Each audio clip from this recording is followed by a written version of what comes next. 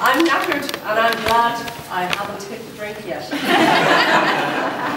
It means I might get the words out.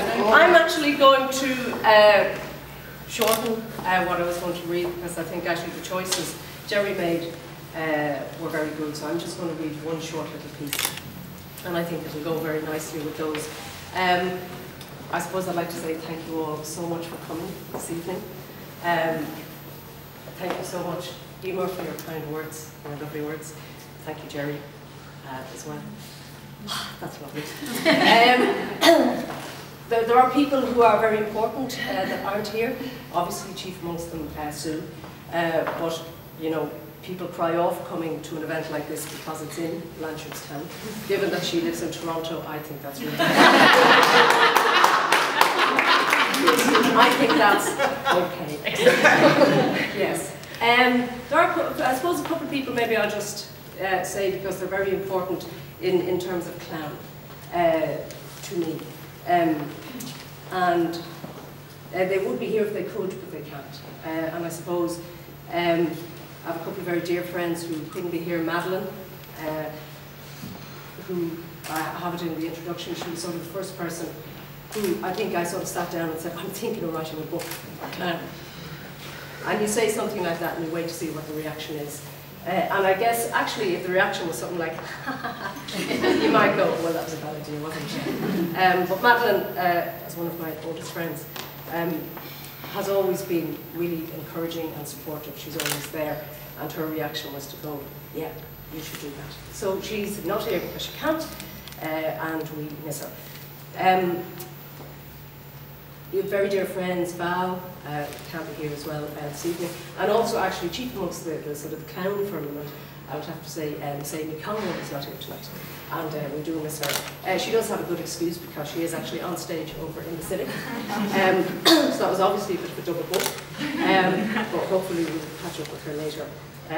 But she's great, and it's lovely to see people here like Ruth and Niamh and Claire. Because really all of us together, I think, sort of encountered myself and Raymond, obviously, who found a member of Barabbas. We went on that journey together. Clown became the thing we did. That was our shared journey for quite a long period of time. Myself and Raymond went to Toronto at the same time.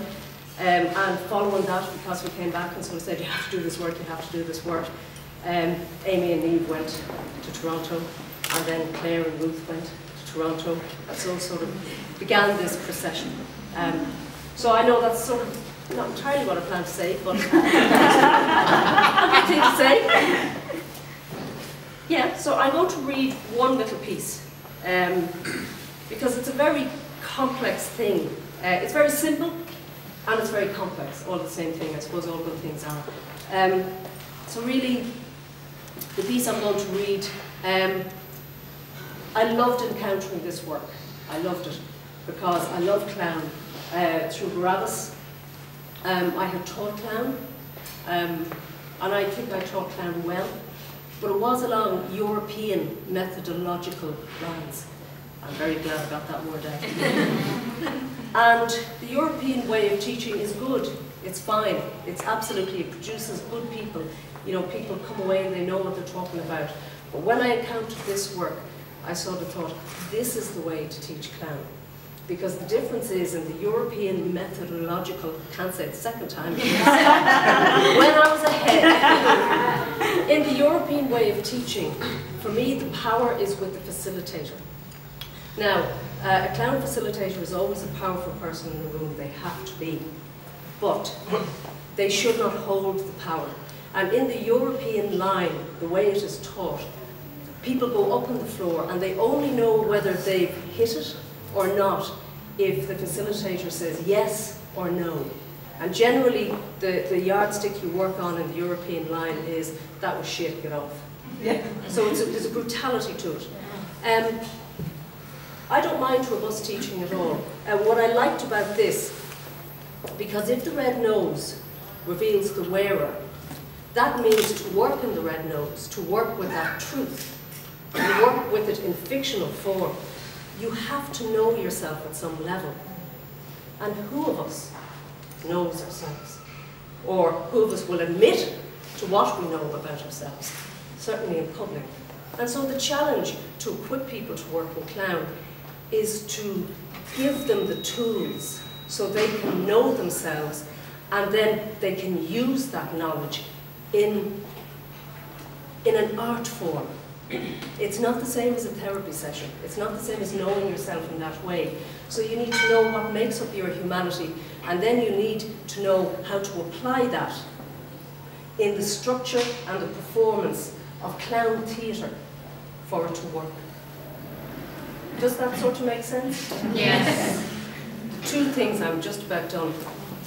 The two lines in Clown Through Mask are experience and innocence. Yeah. What you know, and innocence is not so much what you don't know, but it's innocence is a state of being. It's a state of impulsive being. It's not pretending to be a child, but it's obeying our impulses. And as adult performers, we have adult impulses. So I'm going to leave, Pachinko devised this fantastic system of making 6 masks, which are mythic masks, and you create stories, and those stories hold your humanity. That's your experience. And in clown theatre, you present what you know in a playful way, because then it is palatable. Then we will survive it, then it won't kill us. They're sort of big sentiments. Yeah. That's our innocence, but we have to learn how to play, because as adults we sort of forget. One of the exercises you do in Clown Through Mask is called Return to Childhood. You do it for yourself, and then you do it for each of your masks. And I have to say, a Return to Childhood room is the best crack in the world. And that's what I'm going to read, and I'll leave you with it. So, I'm going to take a little slug of water.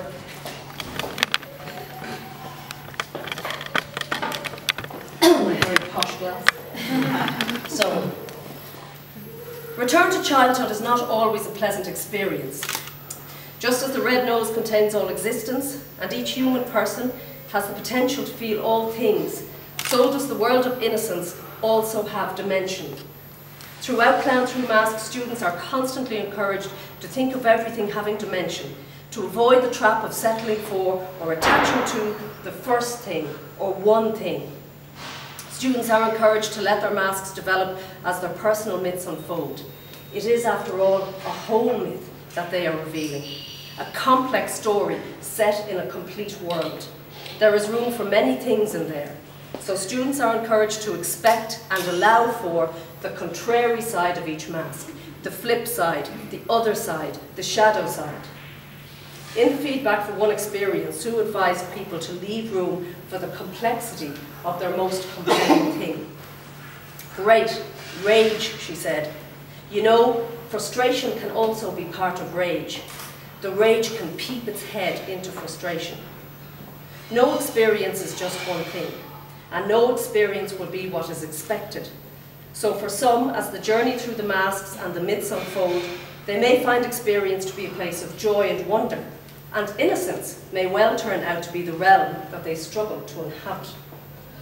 But when return to childhood is a pleasant trip, it is the best trip in the world, an expedition into an impulsive world of pure delight. And when the venue is the centre of gravity, complete with crash mats and exercise balls and hula hoops and scaffold tower, and there are heaps and piles of dress-up clothes on standby, then the quotient of available fun is high. At some point, a tent will be built, or a castle, or a tower. Raucous games will erupt and spread throughout the space at regular intervals. They'll weave around and trample through quieter games that get in the way, giant games of martial arts battles, highly competitive basketball tournaments played with no net and a giant ball, or baseball with a brush and a sock. Someone will always take off more clothes than is necessary for polite. There will always be relationship games, boys and girls, husbands and wives, weddings, births, divorces. Nothing is sacred except the room. Nothing is taboo. Bodies will grow bored and look to explore the room beyond the floor. They will fly through the air with the aid of trompettes and crash mats. They will populate an imaginary sky along the steadfast bars of the scaffold tower. They will hang loose in the air, courtesy of the forbidden trapeze and the rich red silks. Sue might yell at them to get down, or she might just go and drag a crash mat across the room, depositing it under the precarious air dweller, lest they should fall.